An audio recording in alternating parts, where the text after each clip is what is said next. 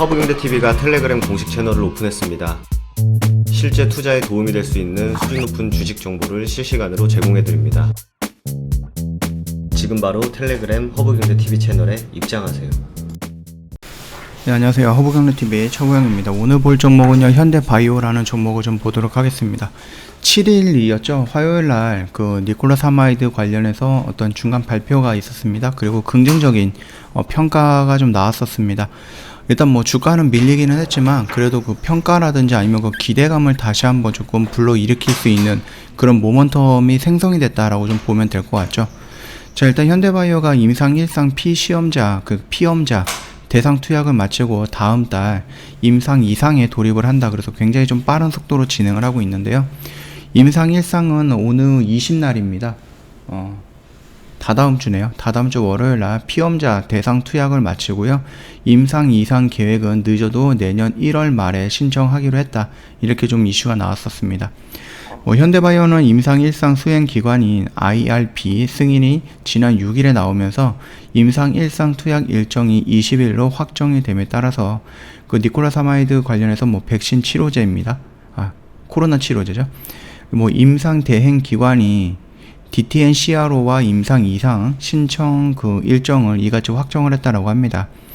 현대바이오는 현재 중등도 이하 코로나19 환자들이 다소 입원 중인 한 대형 병원 측과 임상 2상에 관해서 좀 협의를 진행을 하고 있고요.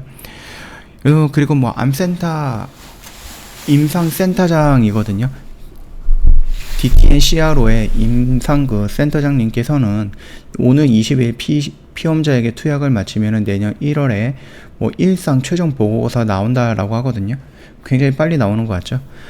1월에 임상 2상 신청이 가능하다라고 나옵니다. 중간 결과 발표가 아니라 임상 1상에 대한 최종 보고서가 나온다고 하니까는 니콜라사마이드라는 부분의 약효가 효능이 어느 정도가 되는지를 우리가 좀 감안해 볼 수가 있겠죠. 지금 당장에서는 그냥 좋다 이렇게 좀 얘기가 나오고 있고, 다른 약과 좀 섞어서 쓴다라고 하면은 효과가 2배 이상 높아진다. 이런 식으로 좀 발표가 나오긴 했지만은 니콜라사마이드의 경구형 치료제로서의 어느 정도 효능이 보이는지는 아직 발표가 나온 거는 아니거든요. 그러니까 이 부분을 조금 기다려 봐야 될 것 같다라고 생각이 되고 있고요. 그렇다고 하면은 내년 1월까지 나름 기대감은 갖고 있겠지만은 그 기대감이 예전에 전임상 단계에서 보여줬던 기대감만큼 급등의 영역으로 움직이거나 그러기는 조금 어려울 거다. 그렇게 좀 말씀을 드릴게요. 움직인다라고 하면은 결국은 임상 1상에서 굉장히 좋은 결과가 나오고 그걸로 바탕으로 해서 임상 2상까지 진행이 됐을 때 그때는 좀 기대감에 조금 움직일 가능성은 있을 것 같은데 지금 당장은 아니다. 그렇게 좀 말씀을 드릴게요. 현재 정부의 코로나19 관련 정책이 패스트 트랙이 시행이 되고 있다는 점에서 임상 2상 신청 시기는 1월 말 정도보다 더 앞당겨질 수 있다라고 합니다. 어차피 1월 이내에 임상 최종 결과가 나온다고 하니까는 그 결과를 보고 바로 임상 2상으로 진입을 하고 거기에서 이미 다 준비를 해 놨겠죠. 코로나19용 항체 치료제 레키노라를 개발했던 셀트리온 같은 경우는 지난해 9월 11일 날에 임상 1상 결과 발표 후에 6일 만에 같은 달 17일 날에 임상 2상 계획 승인을 받았다라고 하거든요. 그러니까는 6일 만 일주일도 안 돼갖고 임상 1상에서 2상으로 승인이 바로 나온 거고 임상 2상 승인을 따냈고 거기서 바로 진행이 됐다라는 겁니다. 그만큼 굉장히 빠른 관점으로 빠른 시기 안으로 진행을 할 거다 이렇게 좀 자신감을 좀 보여주고 있습니다. 홈페이지에 보면은 이렇게 공시가 좀 올라오긴 했는데 아까 전에 봤던 뉴스 내용이랑 그렇게 차이가 나지는 않는다. 그 정도까지만 좀 봐주시면 될 것 같고, 어제도 말씀을 드렸듯이 요거 같은 경우는 이제 숙주 표적 항바이러스제라는 부분에서 굉장히 좀 의미가 있다라고 합니다. 일단은 숙주라는 부분에 대해서는 그렇게 크게 변화가 되는 거 아니고 외부에서 좀 변화가 됐기 때문에 변이 바이러스라는 게 생긴 건데요.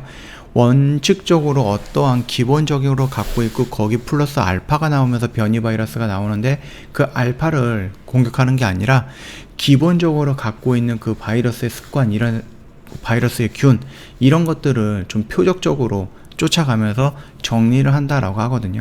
그러다 보니까는 오미크론이 되든 아니면 델타가 되든 아니면 나중에 뭔가가 나오든 간에 충분히 치료가 가능할 수 있다라면서 변이 바이러스 관련해서는 조금 긍정적으로 좀 희망을 한다, 이런 얘기들이 나오고 있습니다. 물론 이거는 이제 현대바이오에서 보여줬던 그 결과에 대한 부분인 거고, 실질적으로 어떻게 될지, 아니면 임상 1상이 아직 안 끝났고 투약도 아직 완료가 되지 않았기 때문에 미리 김칫국을 마시는 것보다는 조금 더 지켜보는 것이 더 리스크를 좀 관리하는 차원에서 더 좋지 않을까, 그렇게 좀 생각을 하고 있어요.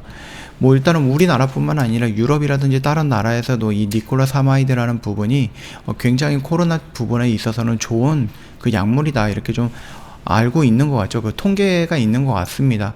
수백 개 정도의 것 중에서 이거를 다 시험을 해봤을 때 가장 보편적으로 가장 많은 효과를 냈던 게 니콜로사마이드다라는 부분이었고, 나름의 단점들이 있었는데 그 단점을 CM팜이 어떠한 기술을 활용을 해갖고 단점을 다 없애면서 니콜로사마이드가 구충제였는데, 이 약이 결국은 뭐 코로나 치료제로서, 경구용 치료제로서 만들어지고 있는 그런 뭐 구간이다라고 좀 보시면 되겠죠.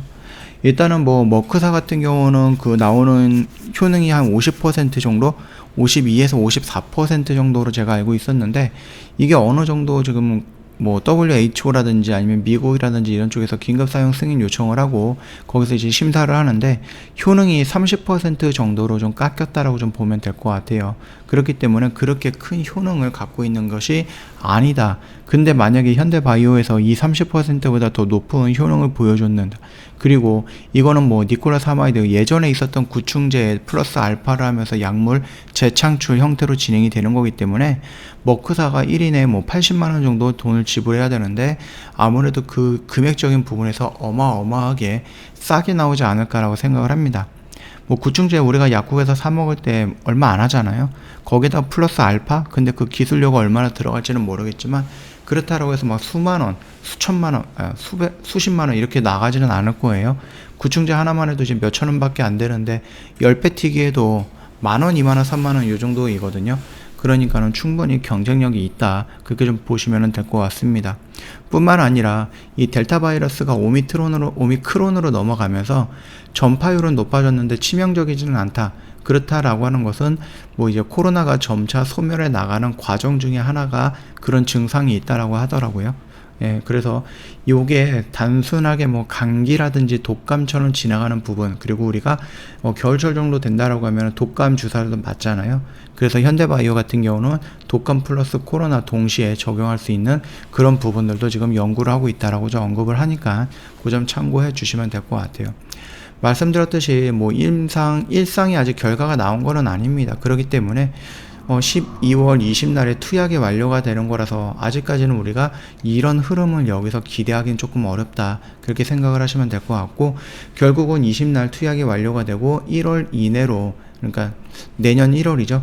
내년 1월에 그 임상 1상에 대한 최종적인 보고서가 나온다라고 하니까는 그 흐름 언저리에서 우리가 긍정적으로 효과를 생각을 한다라고 하면은 그때부터는 조금씩 변동성을 보여줄 건데, 아직까지는 이런 흐름 여기서 나오기는 좀 힘들다라고 좀 보시면 됩니다. 다만 그래도 긍정적인 부분은 뭡니까?